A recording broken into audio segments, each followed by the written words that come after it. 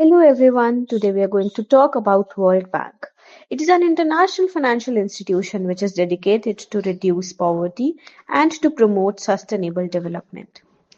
Now let's talk about the history of the World Bank. So it was established in 1944 and it has been working to improve the life of people in developing countries for over 75 years. And now let's talk about the key milestones of this bank. There has been a significant milestone in the history of World Bank because it was started in 1944 with the Bretton Woods Conference, and now after 2000s their main focus is on poverty reduction and sustainable development. Here are some important dates that you need to remember. In 1944, Bretton Woods Conference was there. In 1946, first loan was given to France. In 1960, lending services developing countries was expanded. In 1980, structural adjustment programs were introduced. And after 2000, there was a focus on poverty reduction and sustainable development.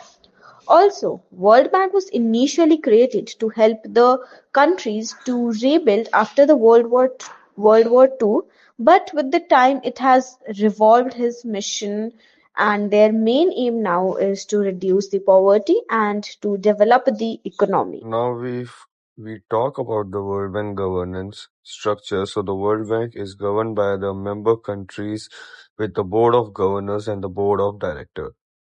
These are some key components of World Bank.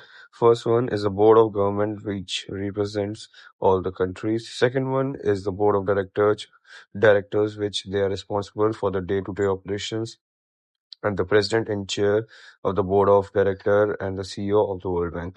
Now we're going to talk about the World Bank subsidiaries. So the World Bank has several subsidiaries which works together to achieve the goal. The first subsidiary is IBRD, which is International Bank for Reconstruction and Development. Their aim is to provide the loan and other financial services to the middle-income countries.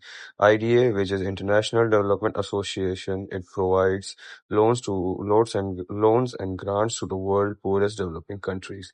IFC, which is International Finance Corporation, helps in providing finance. They provide financing services to the private sector projects in the developing countries.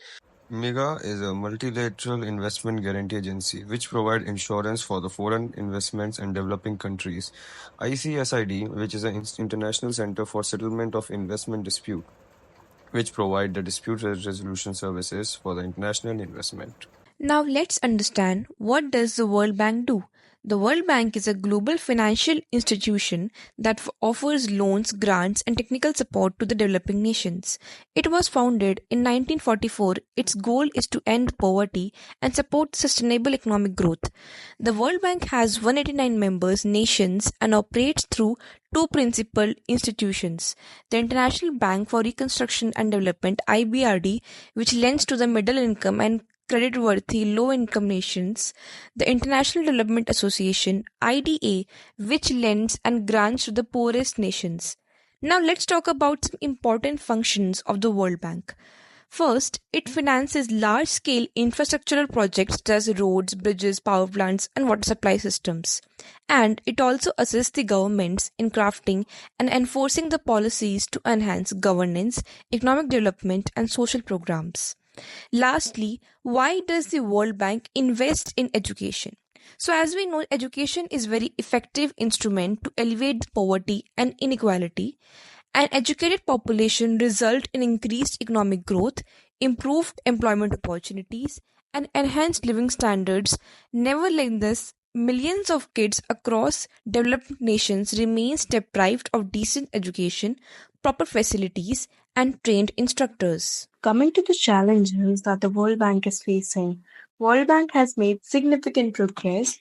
It has yet faced numerous challenges in achieving its mission, and some of those are: first, funding constraints.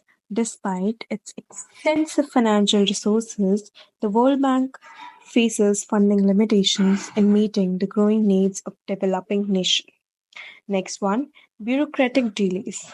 The lengthy approval process and administrative hurdles can slow down project implementation and delay crucial developmental efforts.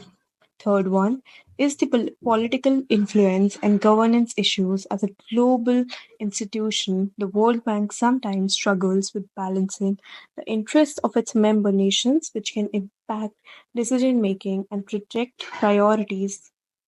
Coming to the last one, sustainability and climate change. As the world grapples with climate changes, the bank must ensure its projects align with sustainability goals while addressing urgent developmental needs. Now, to tackle such challenges, the World Bank is adapting its strategies for the future. Some of them are: first one is emphasizing climate action. Well, in response to climate change, the bank is increasing investments in renewable energy, sustainable agriculture, and disaster resilience. Next one, expanding digital and financial inclusion by promoting digital banking and financial access. The bank aims to empower small businesses and individuals in undeserved regions. The last one is focusing on innovation and technology, leveraging artificial intelligence, big data, and blockchain. The bank is improving transparency and project efficiency. To sum all of we have talked till now, the World Bank has played a critical role in shaping global development, from reducing poverty to addressing health and educational gaps. Its impact is undeniable, but yet the road ahead is filled with both opportunities and challenges. Through innovation, collaboration, and sustainable practices, the World Bank continues its mission to create a better future for all.